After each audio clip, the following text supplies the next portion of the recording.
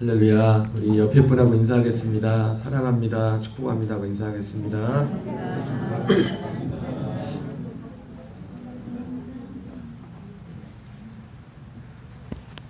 필리핀 자매들은 잉글리시 페이퍼 이거 보세요.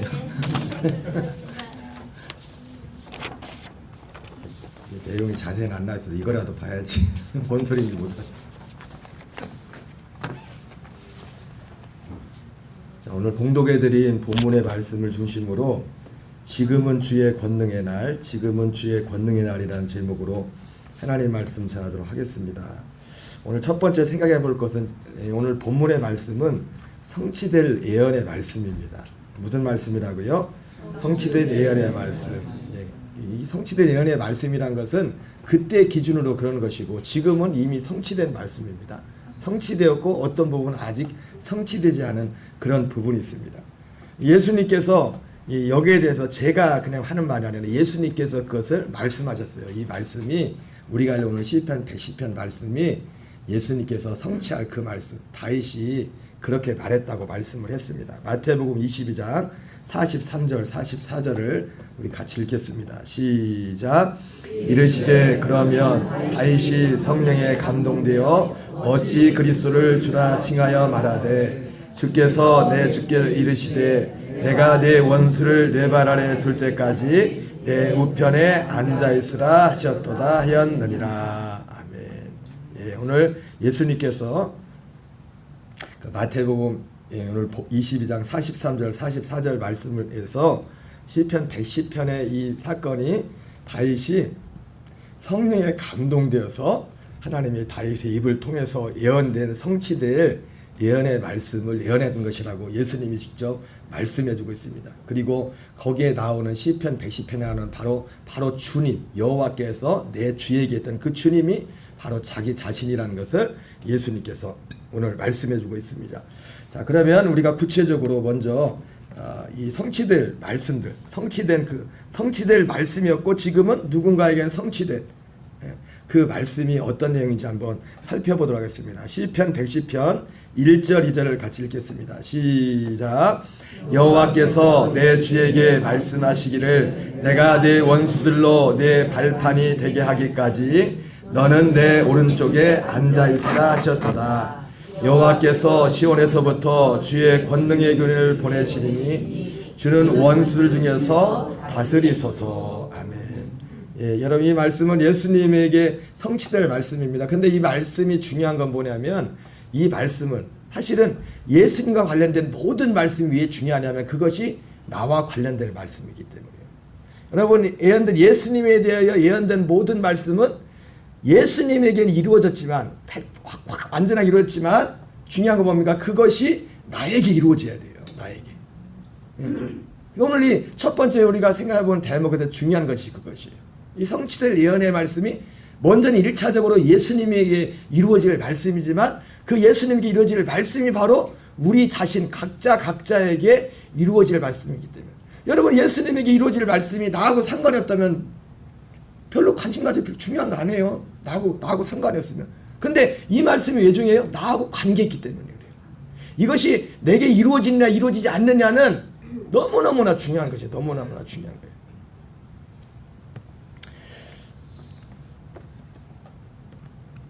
빌립보서 2장 6절 8절을 보면 1절 2절의 그 말씀이 어떻게 이루어졌나 하는 것이 나옵니다. 우리 6절부터 8절까지를 한번 보겠습니다. 시작. 그는 근본 하나님의 본체시나 하나님과 동등됨을 취할 것으로 여기지 아니하시고 오늘 그 본문에 잠깐만요. 그 110편 오늘 1절 2절 말씀에 여호와께서 내 주께 그죠? 내 주께 말씀하시길 이렇게 말했는데 그 내 주가 누구예요? 오늘 6절에 나오는 그 예수님이 누군지 그 주님이 누군지 그는 근본 하나님의 본체시나 하나님과 동등됨을 취할 것으로 여기지 아니하시고 오늘 내가 내 원수를 내 발 아래 놓을 때까지 너는 내 옆에 앉아 있으라 이렇게 오늘 하나님이 여호와 하나님이 아버지께서 예수님에게 주 대신 예수님께 하신 말씀이거든요. 내가 내 원수를 내 발 아래 둘 때까지 내 내 오른편에 앉아있으라 그랬는데 바로 예수님께서 오른편에 앉아있었던 모습이 어떤 모습이었는가 그 오른편에 앉아있으라는 건 어떻게 보면 어떤 비유적인 표현일 수도 있어요. 오른편에 그러니까 예수님이 가만히 앉아가지고 가만히 예수님이 그 원수들을 바라리 올 때까지 가만히 지켜본 게 아니라 한 게 뭐예요? 그는 근본 하나님의 본체신 그분이 하나님과 동등됨을 취할 것으로 여기지 아니하시고 그분이 오른편에 앉아있다는 게 했던 행동의 액션이 실제 행동은 이런 것입니다. 오히려 자기를 비워 종의 형체를 가지사 사람들과 같이 되셨고 사람의 모양으로 나타나사 자기를 낮추시고 죽기까지 복종하셨으니 곧 십자가에 죽으심이라. 이것이 예수님께서 아버지 우편에 내가 내 원수를 발 아래 둘 때까지 넌 내 오른쪽에 앉아있어. 그 말씀에 오른편에 앉아있던 그 모습이 바로 구체적으로는 이런 상황인 것을 성경에 말씀하고 있습니다. 그랬더니 어떻게 합니까? 9절 11절 같이 읽겠습니다. 시작. 이러므로 하나님이 그를 지극히 높여 모든 이름 위에 뛰어난 이름을 주사 하늘에 있는 자들과 땅에 있는 자들과 땅 아래 있는 자들로 모든 무릎을 예수의 이름에 꿇게 하시고 모든 입으로 예수 그리스도를 주라 시인하여 하나님 아버지께 영광을 돌리게 하셨느니라.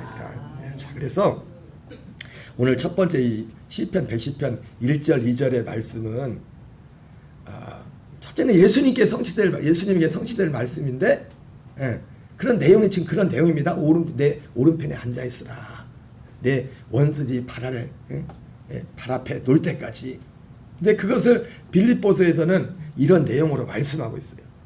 하나님이 오른편에 앉아있는 그분을 지극히 높여 모든 이름 위에 뛰어난 이름을 주사 하늘에 있는 자들과 땅에 있는 자들과 땅 아래 있는 자들로 모든 무릎을 예수의 이름에 꿇게 하시고 모든 입으로 예수 그리스도를 주로 하시나여 하나님 아버지께 영광을 돌리게 하시고. 여러분 보세요.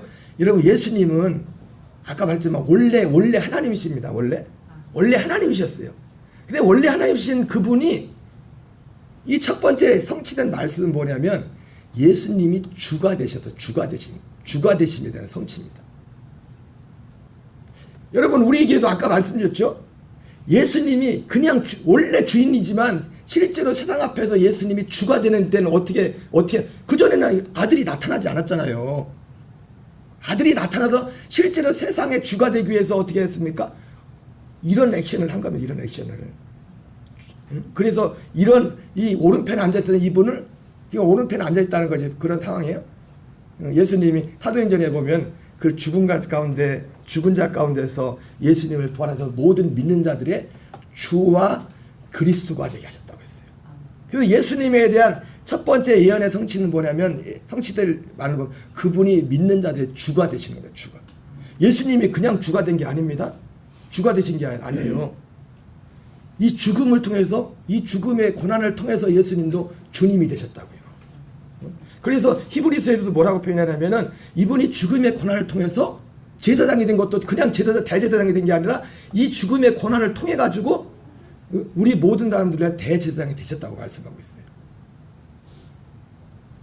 여러분 이 주님을 우리는 예수님을 그래서 첫 번째 주님으로 믿어야 돼요. 주님으로. 우리에게 예수님이 주가 되신 성취될 말씀이 예수님에게 성취됐던 것처럼 우리에게도 말씀이 성취되는데 어떻게 성취돼요? 그 예수님이 우리의 주가 되셔야 돼요. 주님이. The Lord. 이번 주 지난주 성경 캠프 제목이 그 이름 하나님의 이름에 관한 거였는데 하나님의 이름이 너무 여호와라는 이름이 이스라엘 백성들은요 너무 거룩해서 그 이름을 부를 수가 없어요. 그 이름. 그래서 대신 부른 거에 보면 아도나이 주님이라고 엘롬이나 아도나이라고 그렇게 불렀어요. 그렇게 우리는 하나님을 너무 쉽게 부르지만은 그래서 이스라엘 사람들은 성경을 필사하다가도 하나님의 이름 나오면 굿을 바꿔가지고 굿을 몇 번을 바꾸는지 몰라요. 그 첫 번째 오늘 성취될 말씀의 첫 번째 뭐냐면 예수님이 모든 믿는 자들의 주가 되시는 말씀이 성취된 겁니다. 주가 되신. 두 번째, 자 3절을 보겠습니다. 3절의 말씀도 성취될 말씀입니다. 같이 읽겠습니다. 시작. 주의 권능의 날에 주의 백성이 거룩한 옷을 입고 즐거이 헌신하니 새벽의 설 같은 주의 청년들이 주께 나오는도다. 예, 주의 권능의 날. 주의 권능의 날은 바로 이 말씀이 성취돼서 주의 권능의 날은 예수님이 모든 믿는 자들에게 예수님이 모든 과정을 거치신 후에 모든 믿는 자들의 주와 그리스도가 되시는 날입니다. 이 날이 주의 권능의 날이에요. 지금 예언된 말씀. 그래서 첫 번째 1절 2절은 예수님이 믿는 자들의 주가 되심에 대한 말씀의 성취될 그 말씀. 그냥 주가 된 게 아닙니다. 예수님도 값을 치렀어요. 주가 되기 위해서. 주만 되신 게 아니죠. 로마서 8장에 보면 모든 믿는 자들 가운데 형제들 가운데 맏아들이 되기 위해서 예수님은 모든 형제들 가운데 맏아들이기 위해서 지금 고난이라는 이 대가를 치렀어요. 예수님도 원래 주인이었지만 원래 하나님 창조자 하나님이셨지만 실제로 세상 앞에 예수 그리스도가 주가 되시기 위해서 너는 내 우편에 앉아있으라. 우편에 앉아있으라. 죽는 거 죽는 여러분 우리가 우리 이 땅을 살아가면서 삶을 살면서 하나님 우편에 앉아있다. 우리가 예수님이 그랬던 것처럼 하나님 우편에 앉는다는 게 그런 거예요. 나는 죽는 거예요. 나는 죽고 내가 죽는 그것이 하나님 우편에 앉아서 언제까지? 그러니까 내가 죽으면 난 하나님을 기대할 수가 있어요. 내 원수들이 내 발 아래에 있을 때까지 넌 기다려라. 기대해. 그냥 오른편에 어떤 시편 오늘 3절은 110편 3절은 예수님이 어떤 성질은 그리스도 되심에 대한 예언의 말씀. 그리스도 되심. 주의 권능의 날에 주의 백성이 거룩한 옷을 입고 즐거이 헌신하니. 그리스도는 어떤 분입니까? 우리에게 그리스도로 우리를 옷 입혀주신. 오늘 교회학교 설교 지난주하고 설교가 삼손에 관한 건데 삼손 하면 생각나는 게 여러 가지 있는데 삼손 그 중에 하나가 뭐냐면 나실이었어요. 나실이. 우리 애들한테 굉장히 어려운 말이지만 일단은 들어둬라. 뭐 다 알아서 뭐 하는 거냐 일단. 여러분도 마찬가지입니다. 말씀이란 거지 다 알아서 듣는 게 아니에요. 모르지만 들어오고 하다 보면 나중에 하다 보면 그게 그런 뜻이었구나. 그렇지만 여러분들의 노력과 수고는 사실 필요합니다. 가만히 있어가지고 말씀이 깨달아지는 게 아니에요. 말씀이 믿어지는 게 아니에요. 하나님의 나라는 침노하는 자의 것입니다. 사모하는 자의 것입니다. 그래서 제가 항상 말하잖아요. 진짜 믿음은 열심은 기본이라고. 따라합시다. 열심은 기본이다. 여러분 많은 사람들이 은혜를 착각을 해요. 그 하나님이 주시는 은혜가 뭐냐면 그래도 먼저 주는 게 그 마음에 열심을 준다고요. 세상에 열심히 있던 내 마음을 하나님을 향한 열심으로 마음을 바꿔준다고요. 그러나 열심만 가지고는 안 되죠. 예, 유대인들이 열심히 있었지만 올바른 지식을 갖지 못했어요. 그렇다고 사람들이 그 말씀 가지고 열심을 우습게 생각한 천만의 말씀. 열심 없이는 아무리 여러분 시장이 반찬이라고. 시장에 열심히 다른 게 아니라 어떤 사모함입니다. 사모함. 어떤 진짜 내가 구하고 내게 하나님이 주시고자 하는 그것에 대한 사모함이 열심이라고요. 그 열심이라는 단어로 표현이 된 거예요. 아무리 좋은 걸 갖다 줘도 배가 이렇게 부르면 요즘 많이 드시나요? 누가차리라 이렇게 불러버리면 아무리 맛있는 것도 들어오지 않아. 다른 것으로 가득 차 있으면 하나님의 것이 들어올 곳이 없어요. 세상의 것으로 가득 차 있으면. 근데 하나님이 어느 날 은혜를 주신다는 게 뭡니까? 내 안에 가득 차 있던 그것이 어느 날 갑자기 무가치하게 보이는 거예요. 무가치하게. 여러분 이 은혜가 있기 바랍니다. 하나님과 세상을 겸하여 섬길 수 없어요. 그게 가능하다고 말한 건 거짓말이에요. 사기꾼들이에요. 성경은 절대로 그렇게 말씀하고 있지 않아요. 사람들 듣기엔 좋죠. 이것도 하고 저것도 하고 얼마나 좋습니까? 그러나 성경은 절대로 그렇게 안 가르치고 있어요. 좁은 문으로 들어가기를 힘쓰라. 근데 진짜 거기 들어가 보면요. 세상에 그렇게 좋게 보이던 게 아무것도 아니에요. 진짜 거기에 들어가 보면 아무것도. 여기서 앞에서 목사가 아무리 얘기해도 그런 게 어디 있어요. 있어요. 있어. 있다. 자, 로마서 13장 11절 12절 같이 읽겠습니다. 시작. 또한 너희가 이 시기를 알거니와 자다가 깰 때가 벌써 되었으니 이는 이제 우리의 구원이 처음 믿을 때보다 가까웠습니다. 밤이 깊고 낮이 가까웠으니 그러므로 우리가 어둠의 일을 벗고 빛의 갑옷을 입자. 아멘. 나실인 얘기하다 말았는데, 여러분 삼손이 제가 그래서 마지막에 애들한테서 야 우리도 나실인인데 삼손이 클까 우리가 클까 물어봤어요. 여러분 삼손이 큰 것 같아요? 여러분이 큰 것 같아요? 삼손이 커요? 내가 커요? 우리가 커요. 우리가 삼손보다. 우리도 나실인이거든요. 나실이에요. 나실. 삼손이 힘이 셌죠. 능력이 많았죠. 사람들은 능력하면 그런 능력만 하는데 하나님의 진짜 능력은 아들 통해서 주는 능력은 뭔지 아십니까? 그리스도로 옷을 입혀주는 거예요. 그리스도로. 그리스도 옷을 입는다는 건 뭐냐? 그리스도의 삼손은 그 옷을 입어본 적이 없어요.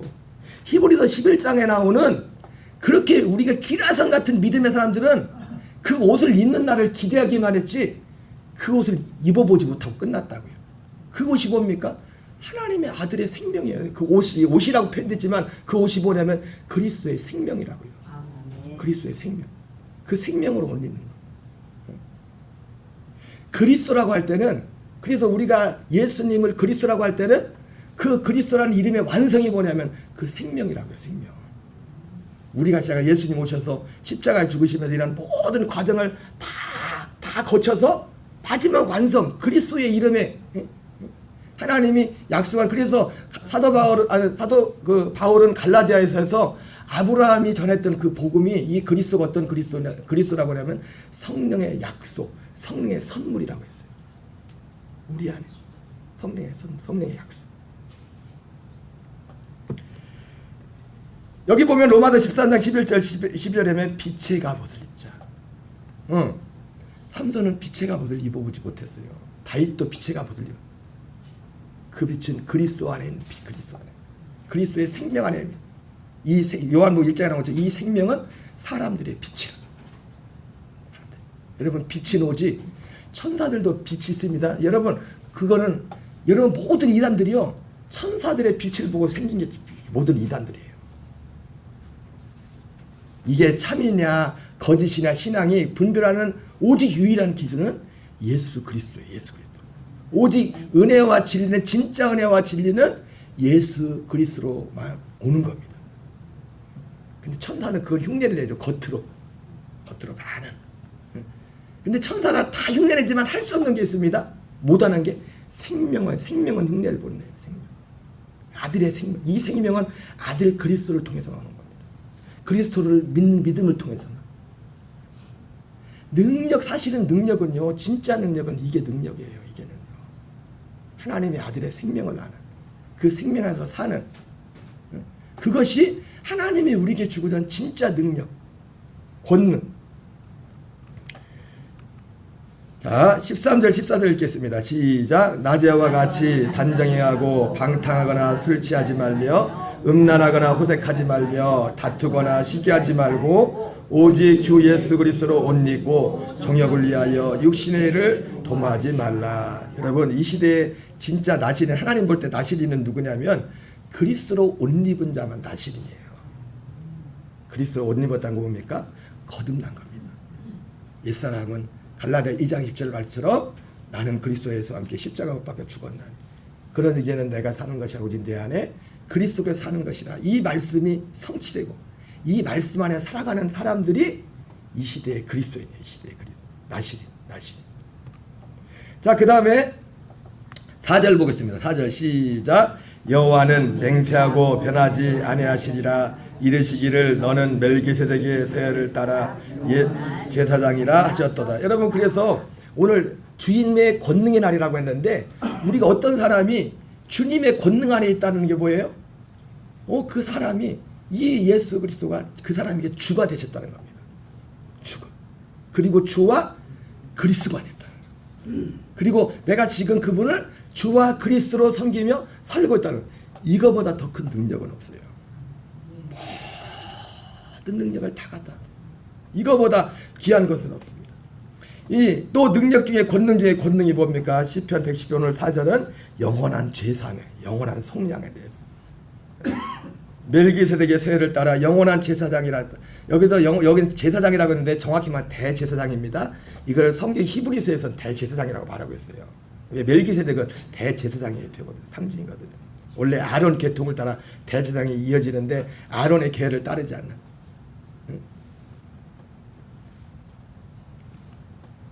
자, 히브리서 9장 11절 12절을 같이 읽겠습니다. 시작. 그리스도께서는 이미 이루어진 좋은 일의 대제사장으로 오셔서 사람의 손으로 만들지 않은 성막 곧 이 세상의 창조물에 속하지 않은 더 크고 완전한 성막에 들어가셨습니다. 그러나 염소나 송아지 피가 아닌 자기의 피를 가지고 단 한 번 지성소에 들어가셔서 우리의 영원한 구원을 획득하셨습니다. 아멘.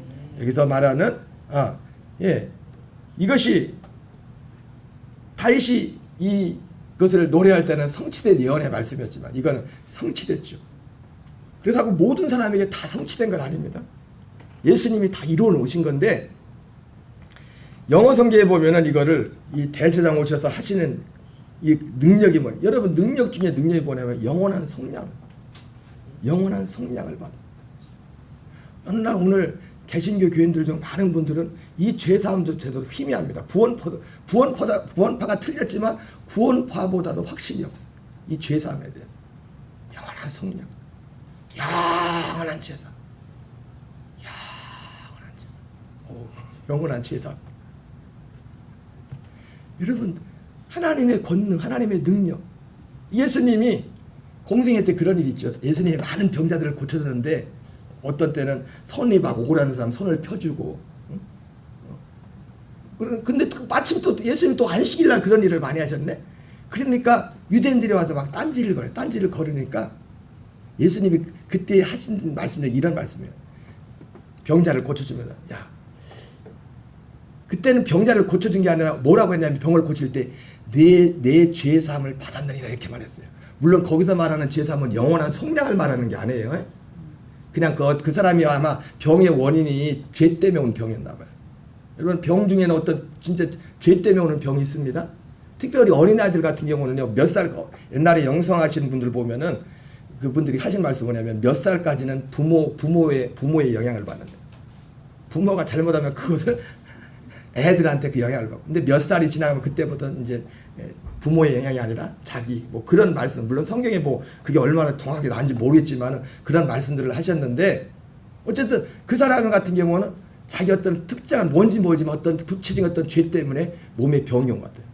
여러분, 그런 경우 있으면 그럴 때 어떻게 해요? 그 병이 났으려면 죄를 회개해야 돼. 죄를 끊어야 돼. 죄를 끊어야 돼. 그러나 그렇다고 모든 병이 다 죄에서 오는 건 아니죠.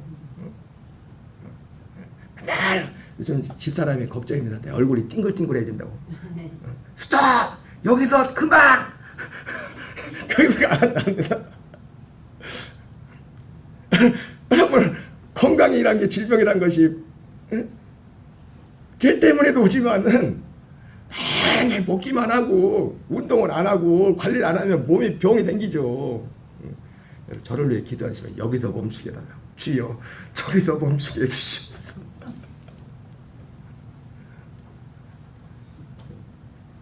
그리고 뭐 여러 가지 원인들. 근데 예수님께서 특별히 그 사건 가운데 그 사람 병을 고쳐주는데 그냥 남을 입을 듯다 그런 게 아니라 내 죄의 사함을 받았느니라 이렇게 말했어요. 그랬더니 사람들이 그랬죠. 당신이 하나님이요?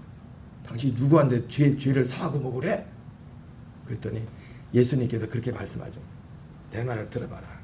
내가 이 사람을 보고 일어나 걸어가라 하는 거하고 죄의 사함을 받았다는 말하는 거하고 어느 게 더 쉽겠느냐 그랬어요. 그러나 인자가 세상에 온 것은 죄를 사하는 권세를, 죄를 사르게 오셨다. 예수님 그렇게 말씀했어요. 여러분, 앉은 데에 일어나 걸어가는 것보다 더 큰 능력이 뭐냐면 죄를 사는 거예요. 죄 사함 받는 거예요. 죄 사함 받는 거.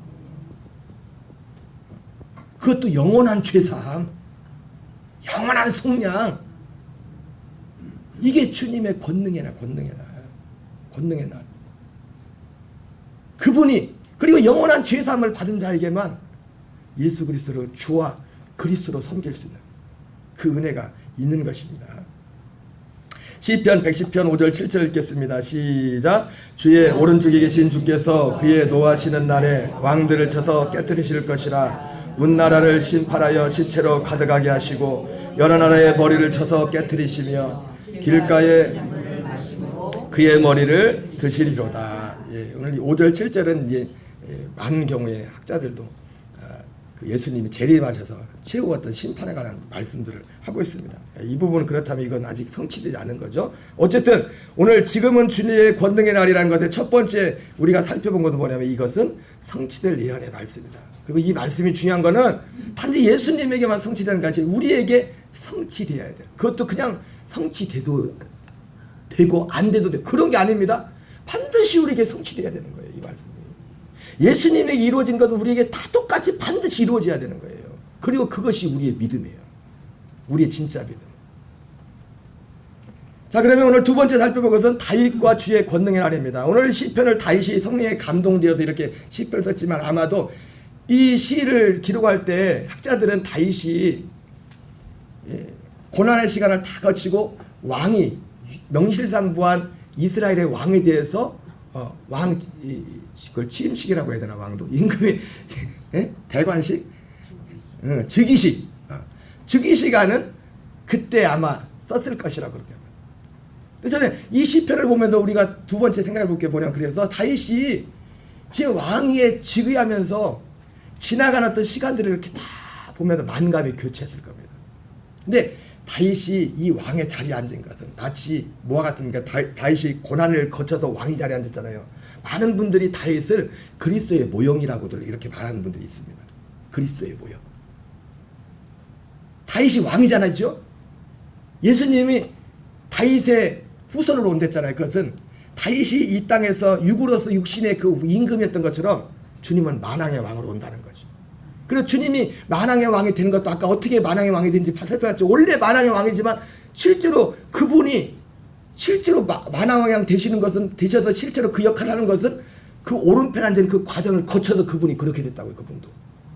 그거 안 해도 왕이지만, 그거 안 해도 하나님이지만, 주님도 그분이 거쳐야 될 것을 다 거치셨다고요.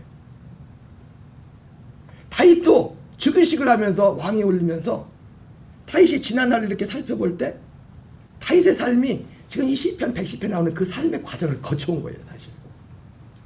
그래서 그리고 더 중요한 거 뭡니까? 다윗에게 있어서 주의 권능의 날은 지금 즉위하는 그 시간이 아니라 어쩌면 다윗에게 있어서는 어느 시간이요?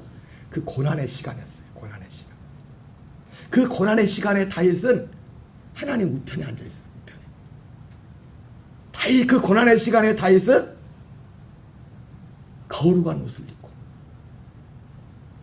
하나님 우편에 앉아 있다는 것은 거룩한 옷을 입고 있다는 거예요. 주님 편에 서 있다는 거죠.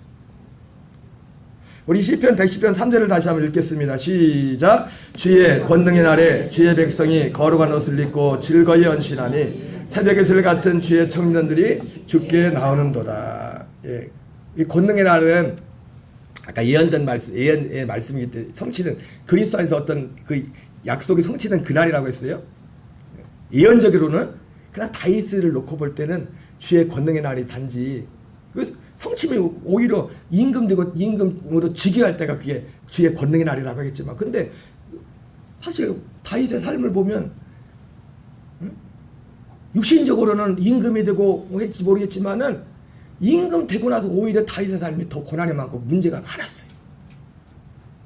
오히려 여러분, 권능이 다른 게 아니라, 우리의 환경이 아니라 하나님의 우리가 권능 안에 산다는 건 뭐냐면 그분과 동행하고 있다는 거예요. 그분과 같이 살고 있다는 거예요. 하나님의 권능 안에 살고 있다는 것의 핵심이 그겁니다. 하나님이 능력 주셔가지고 많은 막 기적을 하고 막 내가 원하는 대로 뜻해서 다 되는 것, 그게 권능의 날의 핵심이 아니에요? 예, 그거는 하나님이 덤으로 주시는 부분이 있어요. 저도 그거를 싫어하진 않아요. 그거를 무시하는 건 아니에요. 그러나 하나님의 권능 안에 있다는 것은 그런 외적인 게 아니에요. 그분 안에 있다는 거예요. 그분하고 살고 있다는 거예요. 특별히 이 영어 성경에 보면 10절, 10편 3절에 보면은 이 우리에게는 로드 파워, the day of the Lord power 이렇게 돼 있는데 이 영어 성경의 NIV에는 뭐라고 하냐면 그게 아니라 그날이 어떠냐면 on your or Lord day of battle. 전쟁하는 거야. 전쟁하는 거야. 여러분, 우리 참된 신앙은 전쟁입니다. 전쟁. 우아하게, 예수님도 우아하게 믿어야지. 뻥이요. 예수님도 우아하게 안 사셨어요. 물론 그렇다고 하고 무리하게 살라는 그게 아니라 예수님이 영적 전쟁의 한복판에 있었어요. 신앙은 싸움이라고요. 신앙은요, 좋은 일, 육신적으로 보면 좋은 일 그것만 항상 있는 게 아니에요. 주의 권능의 날이 보니까 전투하는 날, 전투의 날. 전쟁의 날. 진짜 전쟁이 시작됐어요. 왜? 예수님이 오셔서 진짜 전쟁이 시작됐다니까요. 진짜 그렇게 하나님의 오래전 약속도 그것을 실제로 이루어지는. 그러니 마귀들이 얼마나 더 싫어하겠어요. 진짜 이루어지는 때인데 지금은.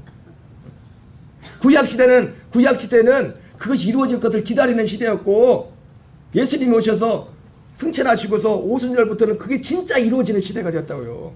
그러니까 얼마나 마귀가 발악을 하겠습니까? 하나님 발악을 하겠습니까? 여러분, 신앙은 전투입니다. 전쟁입니다. 우리 삶 속에 때때로 어떤 일들이 일어날 때, 그렇기 때문에 그런 일들을 당할 때 여러분이 낙심하거나 그러지 마세요. 옛날 어떤 개콘 프로그램처럼 당황하지 않고 그런 대사 있었죠, 그죠? 저만 하나 보네. 큰일이네. 죄송합니다. 목사가 거룩하지 못해서. 옛날에 있었어요, 그런 거. 박 목사님 아세요? 박 목사, 목사님들만 아는구나.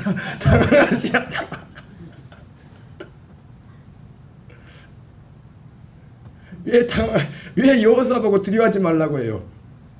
두려워할 일이 있을 거니까 두려워하지 말라는 거예요. 하나님의 사람한테도 두려워할 일이 있을 거니까. 그래도 두려워하지 말아라. 왜 근심하지 말라고 해요? 근심할 일이 생길 거야. 그래도 근심하지 마. 그러면 지금은 당장 근심할 일이 있는 것 같지만 그 믿음 안에 있으면 그게 사라져요. 그게 떠나가요. 그게 물러가요. 마귀가 떠나고 천사가 와서 예수님 수정 들었던 것처럼 그 일이 있다고요. 우리는 이미 환경을 보고 가는 게 아니라 이미 되어진 것을 보고 가는 거예요. 이미 되어진 거예요. 질병도 이미 나은 거예요. 그리스도 안에서 나은 거예요. 우리의 가난도, 우리 어떤 세상적인 것도 이미 끝난 거예요. 사실은 세상적인 일들은요, 십자가에서 이미 다 끝났어요. 세상적인 일들, 세상에 속한, 육에 속한 모든 것들, 그것이 건강이 됐든 그 어떤 것이 됐든 다 끝났어요. 이 시편 110편은 이 다윗의 이 삶을, 이 권능의 날을 한 장의 그림으로 그려달라고 봤더니 여러분의 익숙한 이런 그림을 한 장을 그리더라고요. 아마 엔게디 동굴 안에서 다윗이 하나님 앞에 간절히 기도하던 그때 그 모습, 고난의 때, 어려움의 때, 그때가 주의 권능의 날, 그때가 다윗에게서 권능의 날. 자, 빨리빨리 읽어보겠습니다. 사무엘상 21장 12절 13절 읽겠습니다. 시작. 다윗이 이 말을 그의 마음에 두고 가드왕 아기스를 심히 두려워하여 그들 앞에서 그의 행동을 변하여 미친 채하고 대문짝에 그적거리며 치를 수염에 흘리며. 다윗에게서는 하나님 주의 권능의 날이 이런 날이었어요. 사울을 피해가지고 그 블레셋에 도망갔더니 그 사람들이 하는 말이, 임금은 좋다고 하는데, 아기스는 좋다고 하는데, 그 부하들이 아유 임금님 정신 차리세요. 사울이 죽인 자는 천천히고 다윗이 죽인 만만하다면 저 사람이에요. 저 사람 믿을 걸 믿어야지. 그랬더니 다윗이 그때 아차, 내가 잘못 왔구나. 우리도 아차할 때가 있어요. 아차할 때가. 그죠? 있어요, 없어요? 아차. 저도 아차할 때가 많았어요, 인생에. 아차할 때가 많았는데 지금 이렇게 서 있는 건 하나님의 은혜예요. 100% 하나님 하나. 100%. 아차 하는 순간에 다윗이 아주 자정적으로 몸이 반응을 합니다. 침을 질질질 흘리면서 미친 채면서 막 수염이가 묻히면서 막 쇼를 합니다. 연기대상. 그 해에 MBC, KBS, SBS 3대 방송 연기 대상을 받을 정도로 연기를 잘해가지고 위험할 거기로. 우리 자, 시편 34편 1절 2절 같이 읽겠습니다. 시작. 내가 여호와를 항상 송축하며 내 입술로 항상 주를 찬양하리이다. 내 영혼이 여호와를 자랑하리니 권고한 자들이 이를 듣고 기뻐하리로다. 이 시편 34편은 바로 다윗이 앞에서 봤던 그 성경 그 배경에서 드렸던 기도예요. 그렇게 힘들고 어려운 상황에서 다윗이 드렸던 기도가 뭡니까? 내가 여호와를 항상 영어 번역해 보니까 좀 다르게 됐어요. 1절에 항상 성취감이 할 때 at all time이라고 돼 있고 times라고 돼 있고 여기 always라고 돼 있는데 항상 그 상황에서도 여러분 하나님 오른편에 앉아 있다는 것이 가만히 멀뚱 눈뜨고 있는 게 아니라 뭔가 믿는 구석이 있으니까 믿음이 있으니까 하나님 앞에 감사하고 그 믿음을 선포하는 거예요. 그게 가만히 앉는 게 오른편에 앉는 게 아니에요. 거기에 서가지고 그 안에서 하나님의 약속 가운데서 항상 여기서 다윗이 항상 찬송한다. 하나님 이루실 하나님을 찬송하든지 그분을 찬송하는 거예요. 여러분 오늘도 못 오신 지체들이 좀 많이 있지만은 여러분 얼마 없는 교인들 중에 불과 2년 3년 전에는 더 없었어요. 이사가고 돌아가시고 가정해가지고 제가 세보니까 요즘 출석하는 교인들 중에 어른들은 12명이었더라고요. 12명 남아있는데. 근데 제가 하나님의 이 복음의 질 가운데 어떤 누구처럼 소리 들은 게 아니에요. 여러분 하나님의 진짜 소리는 어디에서 들려면 우리 안에서 들려. 우리 안에서. 믿음 안에서. 그러니까 하나님 앞에 그 어려운 게 안 보여요. 하나님의 말씀 내게 주신 마음 그대로 됐어요. 3년 동안. 그대로. 여러분들이 그 결과물이에요. 죄송합니다. 결과물이라는 표현이 좀 이상하지만은 여러분들이 근데 앞으로 갈 길이 멉니다. 근데 갈 길이 멀어요. 좀 시간이 많지 않으니까 넘어가겠어요. 이 부분에 대해서. 어쨌든 다윗에게 있어서 주의 권능의 날은 어떤 날이었다고요? 고난의 시간이었다는 거예요. 그때가 권능의 날이었어요. 근데 그 고난의 시간에 주의 오른편에 앉았어요. 거룩한 옷을 입고 사울을 죽일 수 있음에도 불구하고 거룩한 옷을 입은 건 뭡니까? 주께서 금하신 것을 할 수 없다 하면서 그 상황에서도 그 하나님 앞에 지켜야 될 그 도를 철저히 지켰어요. 우리 고린도후서를 한번 보겠습니다. 고린도후서 12장 제일 끝에 두 번째 챕터 제일 마지막 말씀 고린도서 12장 9절을 같이 읽겠습니다. 시작.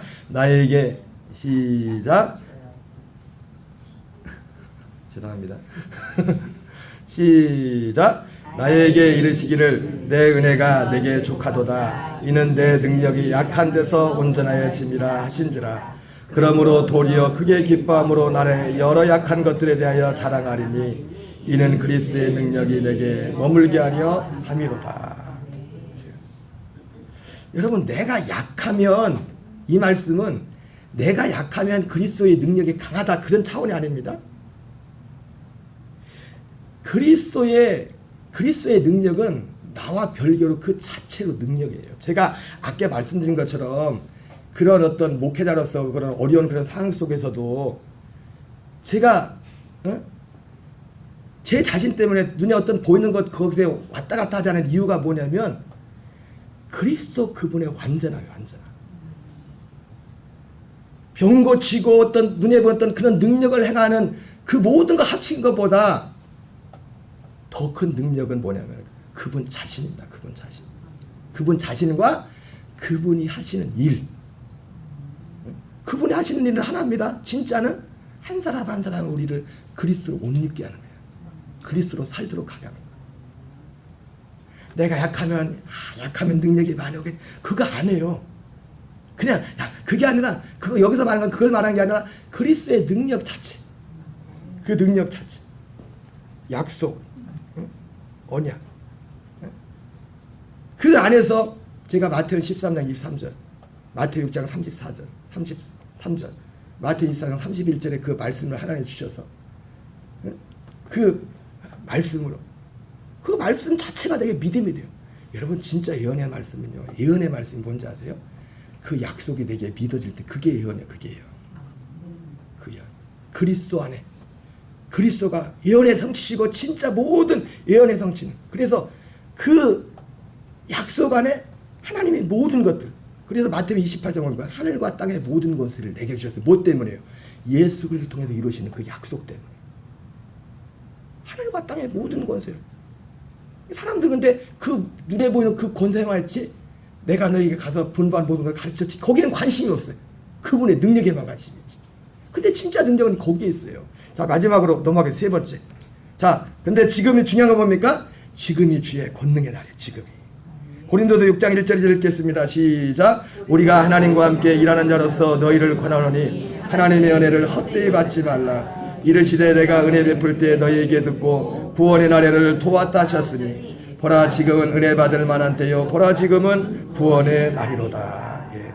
예, 여러분 지금은 권능의 날입니다. 진짜 권능의 날이 언제? 2000년 오순절부터 시작됐어요. 권능의 날이.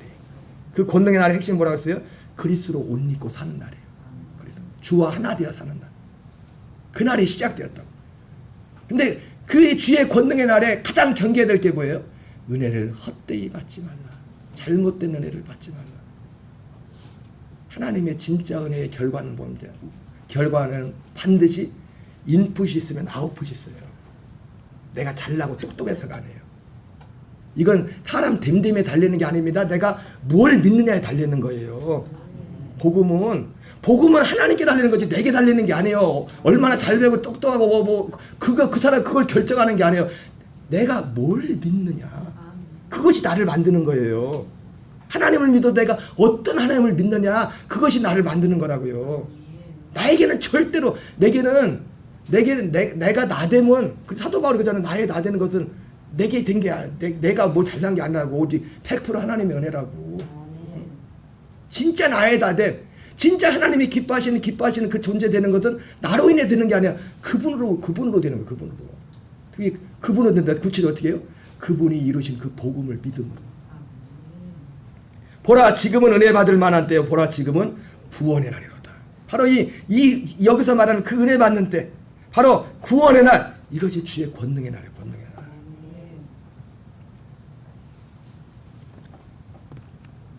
마태복음 11장 20절 21절 같이 읽겠습니다. 시작. 예수께서 가장 많이 행하신 고울들이 회개하지 아니하므로. 여러분 여기에 나와 있는 이 가버나움 고라신 베세 사람들은요 하나님의 어떻게 보면 권능이 예수님의 권능이 한복판에 있었죠. 그죠? 근데 이 사람들은 진짜 예수님이 이루는 그 권능을 몰랐어요. 그리고 그 권능에 대해서 예수님이 말씀하실 때 사람들이 다 권능이 뭡니까? 여러분 하나님이 진짜 권능은 생명보다 더 큰 권능이 없어요? 그리스도와 하나님 연합되는 이 권능 이것과 대체할 수 있는 건 아무것도 없다고요. 제가 이번 주 금요일 좀 바빴어요. 여기 갔다 저기 갔다 가는 중에 한 군데 간 곳이 이따 광고도 하겠지만 8월 14일 15일에 우리들 교회 와서 이제는 사역을 하는데 이튿날 이제는 식사 대접을 합니다. 어르신들 식사 대접을 하는데 내가 가만히 생각해보는데 또 아직 결정을 안 했는데 컨셉을 바꿔야 될 것 같아요. 주변에 글쎄 여기서 와서 밥을 해서 텅기는 게 아니라 모르겠어요. 뷔페를 얼만큼 좋은 뷔페를 줄지 모르겠는데 광주에서 뷔페를 부른대요. 차를. 그래가지고 생각에 요즘 새로 나오신 분들도 계시고 그래서 어르신들도 몇 분 오시긴 하겠지만은 여기 있는 우리 교인들 먼저 드셔야겠다 내 생각에는. 우리도 우리지만은 새로 나오신 분들 저 혼자 생각이에요. 지금 새로 나오신 분들하고 새로 나오신 분들 또 예전부터 있던 분들은 나오지 말라는 거 아닙니다. 다만 이거는 뭐냐면은 걔 안 나오는 남편들 있잖아요. 남편들도 있고 밥 먹으러 가자. 얼마나 좋습니까? 그것도 우리가 만드는 것도 잘하겠지만 어떤 출장 뷔페가 직접 오면 얼마나 그것도 맛있겠어요. 그죠? 그래서 제가 그래가지고 그 탁자 가지려고 이제는 지난번 작년에 빌려왔던 곳에 탁자 빌리러 갔는데 목사님이 그냥 가지래더라고. 그래서 그 목사님은 바빠가지고 광주에 계셔가지고 저한테 비번을 딱 가르쳐주더라고요. 비번. 뭘 믿고 비번을 가르쳐주는지. 딱 들어갔는데 거기 마침 그 교회 여자 집사님이 와 계시다가 거기가 지하라 거기 예배 처서거든요. 교회는 또 따로 있고. 교회는 본교회는 시골에 있고 이제 예배 처소가 순천에 있는데 제가 기독교 백화점 밑에 있는 순천 기독교 백화점 딱 들어갔는데 거기가 이제 습기가 많아요. 습이 많아가지고 그 제습기를 이렇게 돌리고 이제 돌아가면서 매일 와서 오시나 보더라고요 교인들이. 근데 그래서 이제 그날도 봤더니 하루인가 안 와가지고 물이 막 흥건하게 물이 많이 있더라고요. 지하에 보니까 이 탁자에 있었는데 그래 탁자 지금도 보면 곰팡이가 많이 있어. 나가지고 내가 닦고 이렇게 말리고 그러는데 그리고 나서 그 여자 집사님은 잠깐 커피를 주길래 목사님 그랬대. 있는 거는 다 줘라. 줄 수 있는 거 그래. 그래가지고 제가 그런 사람입니다. 그 목사님이 저한테 저를 뭘 믿는지 있는 거는 저 목사님한테 다 주래. 그래가지고 거기 카페에서 가서 차를 타가지고 이제 마시다가 뭔 얘기 하다가 얘기 끝에 그런 얘기가 나오더라고요. 그 집사님 뭔 얘기 하냐면 요즘 아들이 중2래 중2. 여러분 중2 아시죠? 중2 조심하세요. 그러면서 막 얘기하면서 요즘 힘든 얘기 이렇게 말씀하시더라고요. 그러다가 최근에 또 그 교회도 사실은 뭐 여러분한테는 또 말씀드리기 힘든 좀 굉장히 어려운 일이 있었어요. 교회. 근데 그분 개인적으로도 굉장히 어려운 일이 있었더라고요. 금요 기도회를 하는데 반주하는 집사님, 반주하시는 집사님인데 반주하는데 중2짜리한테 전화가 왔더래요. 그래가지고 말해서 그래가지고 휴대폰만 딱 수신만 해놓고서 들으라고 나 엄마 이거 하고 있다가 들으라고 그냥 그러고 있었나 봐요. 근데 조금 있다가 나중에 전화 받더니 119한테 전화가 아들이 다쳐가지고 병원에 긴급으로 가게 된 거예요. 근데 그때 그 집사님이 그러더라고요. 내가 다른 거 한 것도 아니고 예배 드리러 와서 그것도 그날 또 다른 때보다 더 은혜도 충만했대요 또. 여러분 은혜 충만해도 그런 일이 일어날 수 있습니다. 은혜가 충만했대. 근데 그러면서 그 순간에 그 일이 있고 나니까 자기가 마음이 어떤 믿음에 갑자기 순간적으로 회의가 오더래요. 아니 하나님이 살아계시다면 하나님이 날 사랑한다면 이럴 수가 있나? 다른 것도 아니고 내가 와서 여기서 막 예배드리고 반주하고 그리고 막 뜨겁게 지금 막 기도하고 그러는데 하나님이 그 아들을 지켜주죠. 왜 안 지켜줘? 뭔 얘기를 하다가 제가 그래서 오늘 읽었던 이 마태복음 11장 20절로 해서 제가 얘기를 시작했어요. 집사님 맞아요. 근데 하나님이 진짜 우리를 사랑하는 증거는 밖에 있는 게 아니에요. 마태복음 11장 말씀을 하면서 예수께서 권능을 가장 많이 베푸신 꼴들이 회개하지 않으므로 하나님의 진짜 사랑은 진짜 누군가가 하나님의 사랑을 받고 있다는 뭐냐면 복음이 그 사람 안에 이루어진 거예요. 그 복음 안에 내 안에 계신 그리스도, 내 안에 계신 그리스도, 그분이 최고의 가치고 그분으로 사는 이것보다 더 큰 하나님이 우리 나를 사랑하는 증거는 없어요. 그러면서 여러분들한테 계속했던 설교를 한 30분은 한 것 같아요. 그랬더니 집사님이 설교 시간에 드려야 될 내용을 여기서 듣네요. 그러면서 모르겠어요. 얼마나 잘 아는지 모르겠지만은 제가 그렇게 말씀을 드렸습니다. 여러분 우리를 참으로 경고케 하는 것은 우리를 세우는 것은 다른 게 아니에요. 유일한 것은 오직 이 복음밖에 없습니다. 로마서 16장 25절 26절 읽겠습니다. 시작. 나의 복음과 밑에 줄만에 시작. 그 신비의 계시를 따라 된 것이니 이 복음으로 너희를 능히 견고하게 하시리. 여러분 우리의 삶이 견고하게 되면 우리 집사람이 오랜만에 우리 아들 왔는데 어제 그 얘기를 하더라고요. 아빠가 전보다 더 좋아졌다. 뭘 믿고 그런지 모르겠는데 앞으로 더 좋아질 거다. 여러분 아까 말했지만 제가 잘 되고 못 되고는 저의 됨됨이 있는 게 아닙니다. 복음이 나를 그렇게 만드는 거예요. 어떤 거를 믿느냐. 오늘 주의 권능의 날, 지금이 주의 권능의 날입니다. 오늘 뭐 이거하고 직접적인 관계는 없지만 제가 마지막으로 영상을 하나 보면서 중보 기도하면서도 나를 또 살펴보면서 오늘 제목과 관련해서 한번 기도하는 마음으로 봤으면 좋겠어요. 뭘 볼 거냐면은 베트남에 계신 김승희 선교사님이 카톡을 보내요. 카톡을 짤막하게 보내야 되는데 제가 이 카톡을 가지고 영상을 만들어 봤어요. 이게 영상으로 만드니까 뭔 내용인지 좀 어려운 시기를 지나고 있더라고요. 그래서 이걸 보면서 첫 번째는 이 선교사님 가정에서 중보 기도하는 이 선교사님 가정이 지금 고난의 시간이지만 이 다윗이 말했던 권능의 주의 권능의 날이 되게 달라고. 하나님의 도움. 또 우리의 삶 속에서 오늘 말씀을 기억하면서 내가 각자만 어떤 어려움이 있을지라도 하나님 지금이 나의 권능의 날입니다. 그런 두 가지 마음을 가지고 이 영상을 좀 같이 보고 말씀을 마치겠습니다.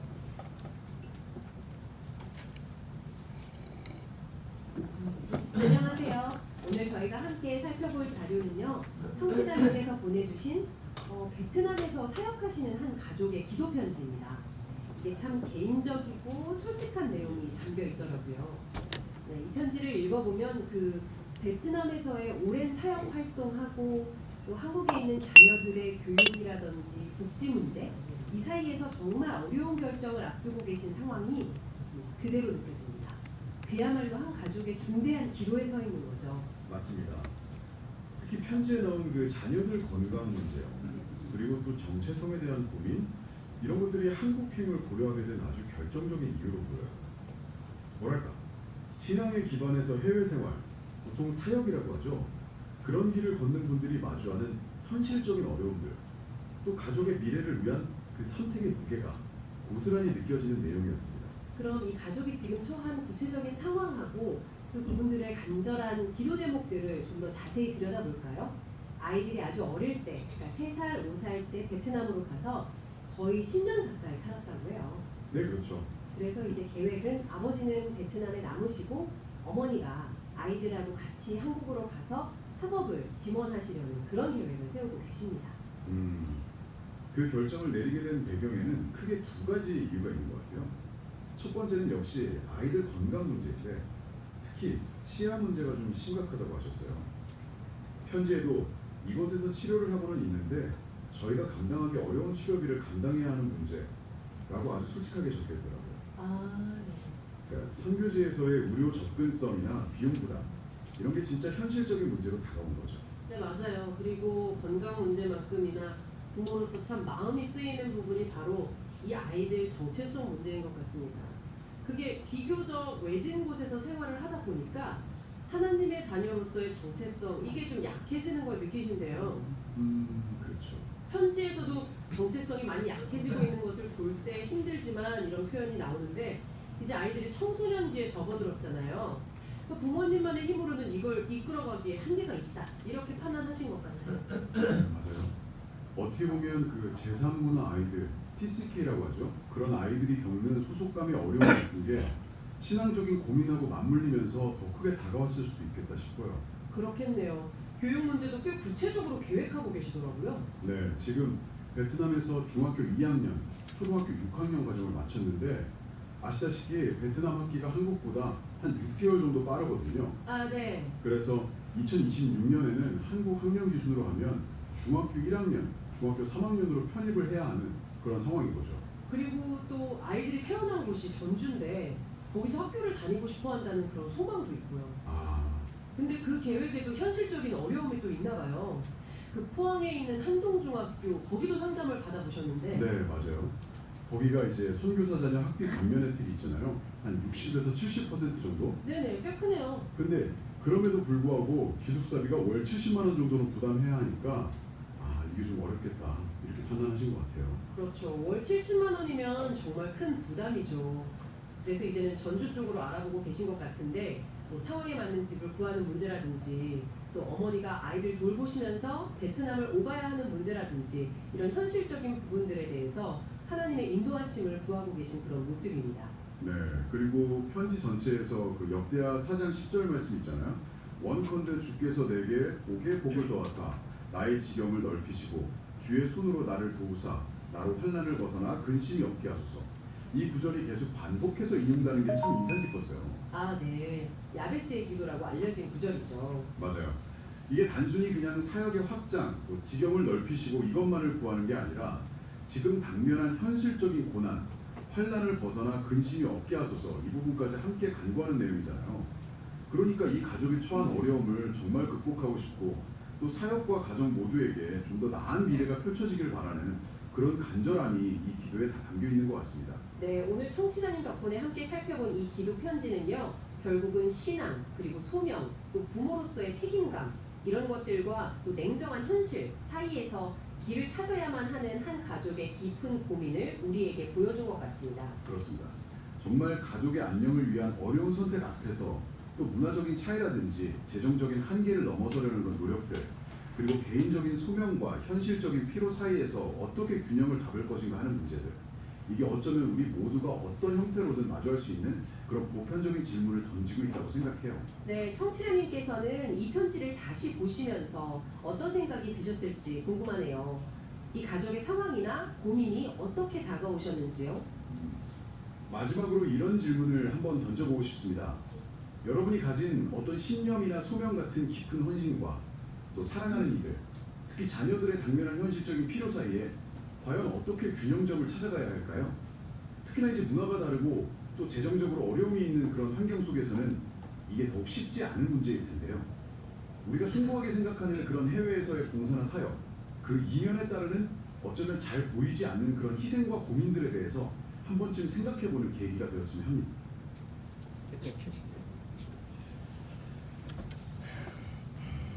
네, 여러분 오늘 마지막 영상을 보면서 앞서 말씀한 것처럼 중보기도 해주시고 또 우리가 그리스도 안에서 이 언약 안에서 행할 때 선포하고 나갈 때 하나님께서 다윗에게 승리를 주셨던 것처럼 그리스도 안에 승리를 주시는 하나님의 역사가 있기를, 또 여러분의 삶 가운데도 오늘 우리 계신 이 권능의 날, 이 은혜 안에서 이 현실의 삶까지도 극복하게 하시는, 이기게 하시는 하나님의 능력이 저와 여러분에게 함께하기 바랍니다. 우리 찬양하겠습니다. 357장 찬양하겠습니다.